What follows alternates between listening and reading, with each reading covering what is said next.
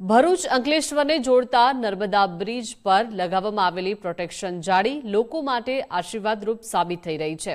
આપઘાતના વધતા બનાવને લઈને તંત્ર દ્વારા સલામતી માટે આ જાળી નાખવામાં આવી છે। બ્રિજને વ્યવહાર માટે વર્ષ 2021માં ખુલ્લો મુકાયા બાદ હવે 50થી વધુ લોકોએ મોતની છલાંગ લગાવી હતી, જે પૈકી 38 લોકોએ જીવ ગુમાવ્યા હતા અને 14 લોકોને બચાવી લેવામાં આવ્યા છે। બ્રિજને લોકો સુસાઇડ પોઈન્ટ તરીકે ઓળખતા હતા। આ સ્થિતિને ધ્યાનમાં રાખી વિદ્યાર્થી આગેવાન યોગી પટેલે તત્કાલીન કલેક્ટર તુષાર સુમેરા અને આરએનબી વિભાગને પ્રોટેક્શન માટે જાળી નાખવા માટે રજૂઆત કરી હતી। જાળી લગાવ્યા બાદ છેલ્લા 1 વર્ષમાં બ્રિજ પરથી આત્મહત્યાનો એક પણ બનાવ બન્યો નથી। બ્રિજનું આકર્ષણ વધારવા જાળી પર કલર કરવા ધારાસભ્યને રજૂઆત કરવામાં આવી છે। ભરૂચના ઐતિહાસિક વારસાને ઉજાગર કરતા પેઇન્ટિંગ્સ પ્રદર્શિત કરવા પણ રજૂઆત કરી છે। વર્ષ 2021માં 500 કરોડ રૂપિયાથી વધુના ખર્ચે તૈયાર થયેલો બ્રિજ ખુલ્લો મુકાયો હતો।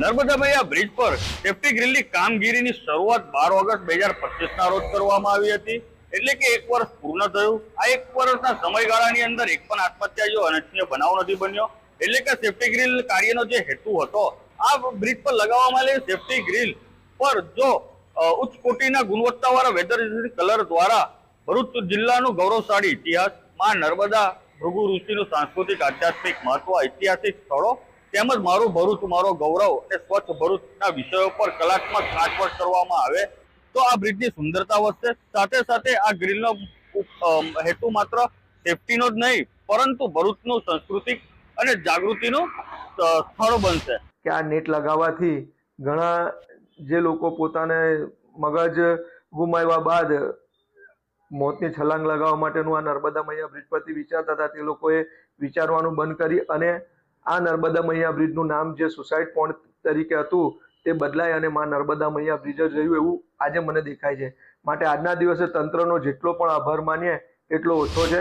જે આપઘાતના જે બનાવો હતા એ બંધ થઈ ગયા છે।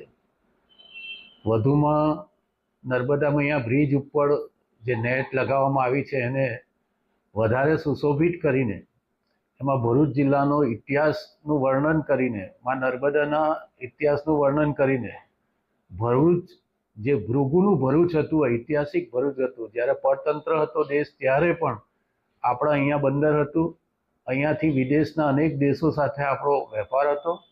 માં નર્મદા અને સાથે આપણો સમુદ્ર, આ બંનેને જોડીને જે વેપારી કેન્દ્ર ભરૂચ હતું એનું પણ વર્ણન એમાં દર્શાવવામાં આવ્યું છે।